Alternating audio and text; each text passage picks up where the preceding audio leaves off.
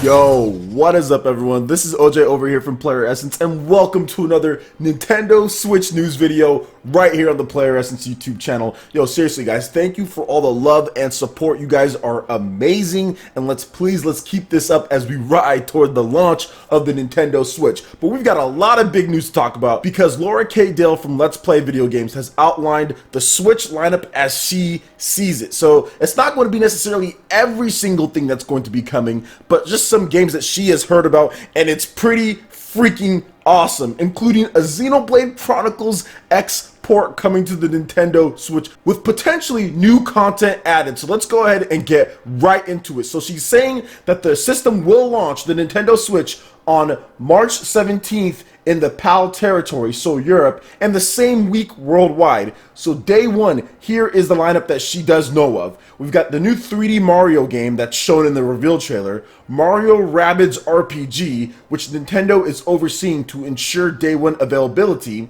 Splatoon port, pack-in, Skyrim, debated by others, but insisted by my sources as far as when that's going to be launching, which is launch day, Just Dance 2017, 100% locked in for launch. Joy-Cons can be used for motion detection. First Ubisoft title locked in. Now, here's the thing. The first 6 months, this is what she says is coming, which is the big one right here, guys. So, a Smash port. So, Bayonetta and Cloud Amiibo on the same day. Have not heard about Corn.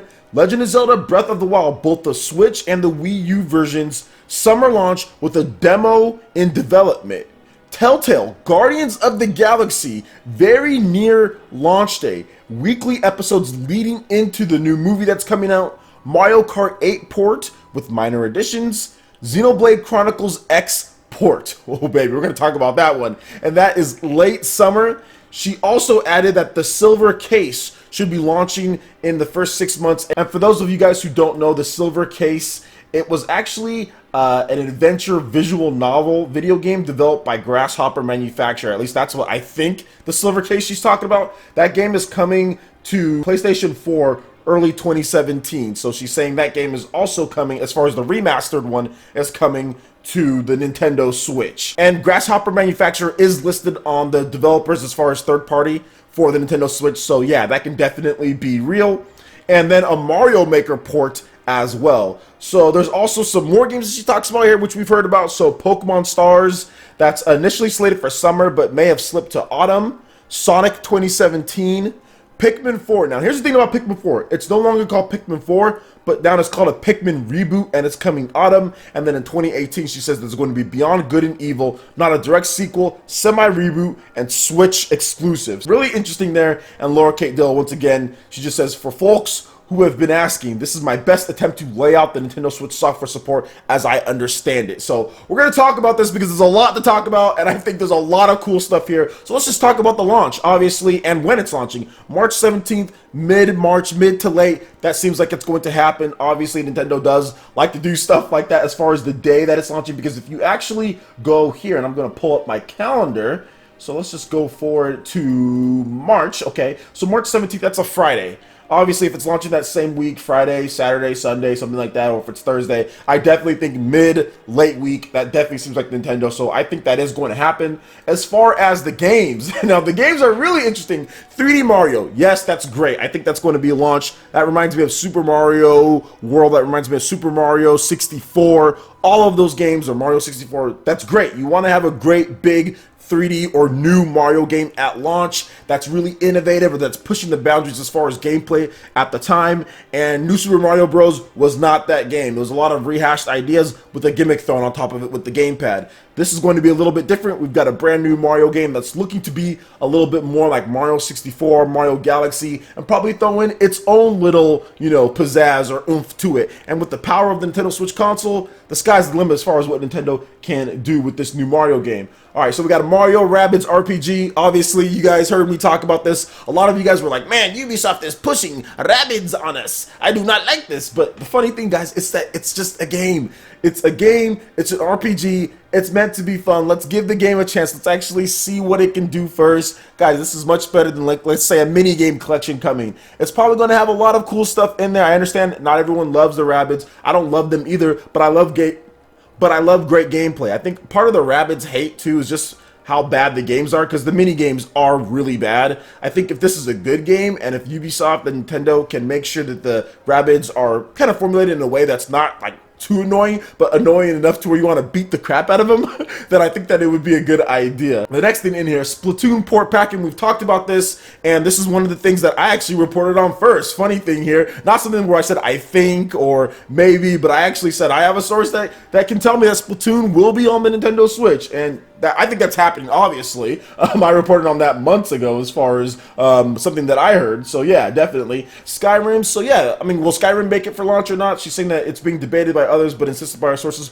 We'll have to wait and see. I think it's going to be a launch game. Since it's already out on PS4, Xbox One, PC as far as the remastered one, I think they should get that out at launch. So I think that's happening. Just Dance, obviously, there's a million Just Dances, so that's going to happen. So, the first 6 months. So, Smash port. Interesting. Very interesting. Obviously, I want this. Where's the Bayonetta Cloud amiibo? Obviously, they have to release it at some point, and they're not really updating Super Smash Bros. For Wii U with any new content. They've kind of reduced the tournament mode in that game as far as what you can do. No, they didn't reduce the tournament mode. They just stopped hosting, like, you know, all their tournaments that they used to host with Nintendo. So I definitely think that there's going to be a Smash Bros. Port within the first 6 months. I don't think it necessarily needs to be for launch. I think it needs to have its own little area month to launch it with those amiibo and hopefully Corn later down the line. But I also think it needs to come with some balance tweaks, and it needs to come with some improved online features. I've talked about that before. If you haven't seen it, check out my video on that. So yes, Smash Bros. Port needs to happen, needs to come with improvements, and I'm really looking forward to seeing that, because that was actually my favorite game on the Wii U, Super Smash Bros.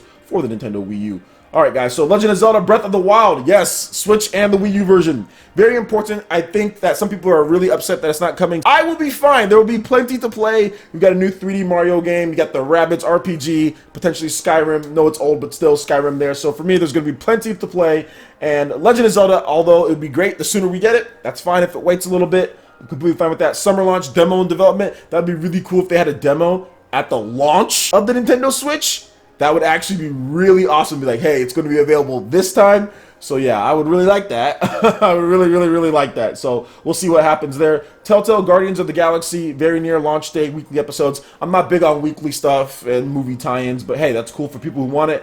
The Silver Case, it's something that I haven't seen. I'm not big on visual novels and stuff, but I do know that those can have a lot of cool stuff in them. So we'll see what happens with that game, and if it even comes. Mario Kart 8 port, we've seen it in the reveal trailer, so yeah, minor additions. Yeah, there's going to be some new characters. King Boo was there.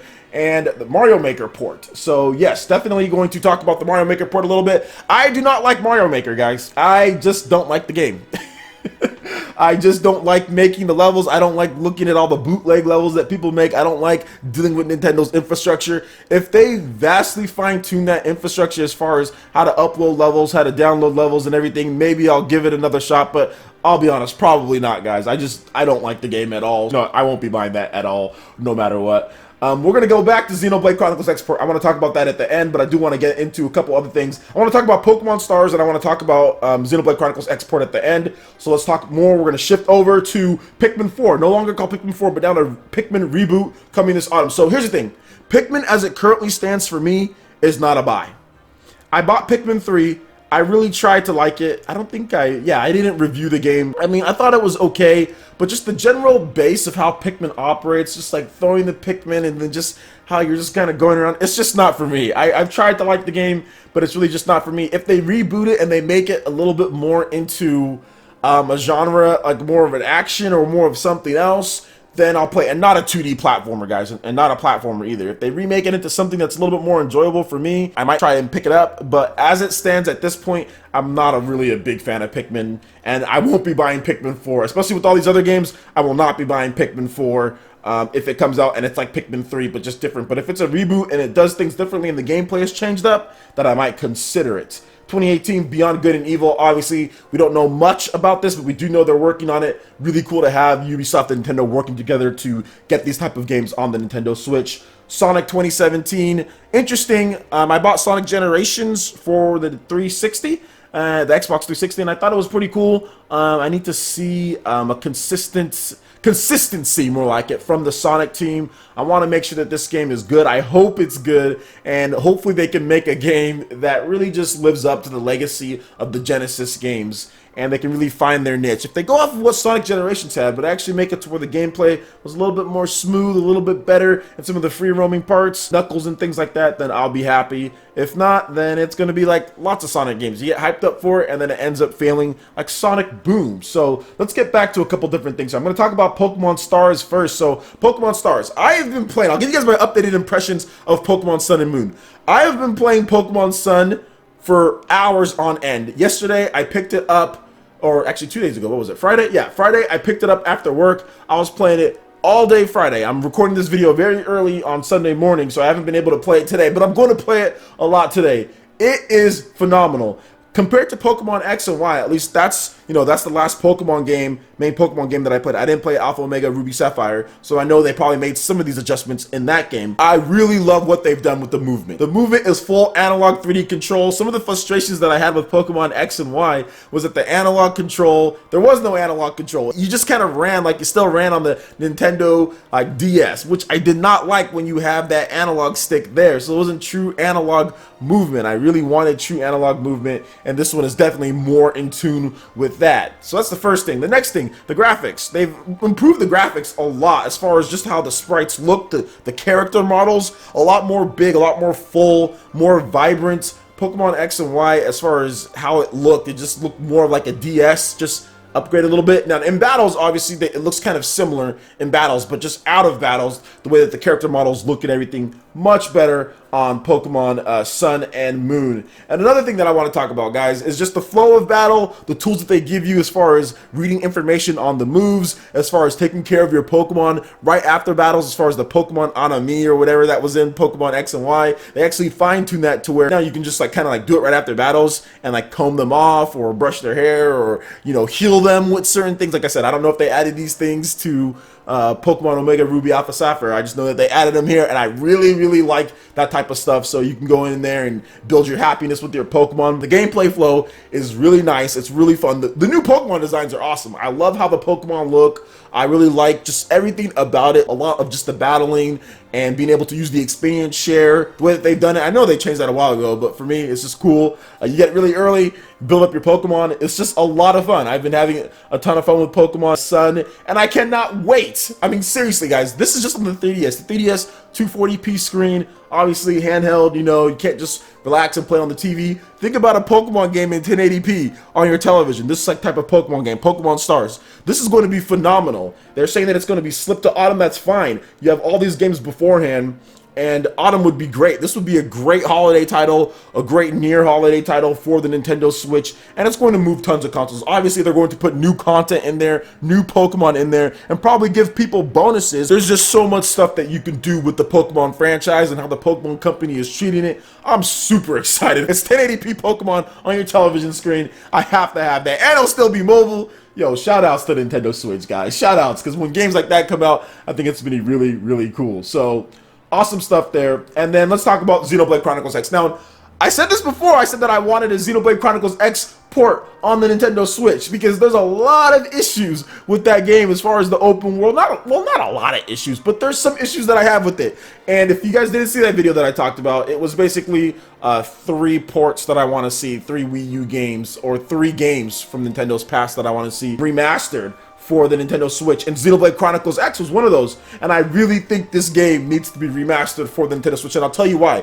I think the sales were hampered. I know it's like near 1 million according to VG charts, and if you add up digital, who knows? I think the sales were hampered by pretty much that horrible E3 2015. Any game that came out pretty much after E3 2015 has been affected by Nintendo basically killing the Wii U, because that was pretty much the official death nail in the Wii U was E3 2015. And any game that came out after that, sales were obviously bad, but they even dipped off more as far as Wii U console. People were saying, oh, well, I'm just going to wait. There's probably going to be more remasters and things like that. And I think Xenoblade Chronicles X was one of those games that unfortunately took that hit.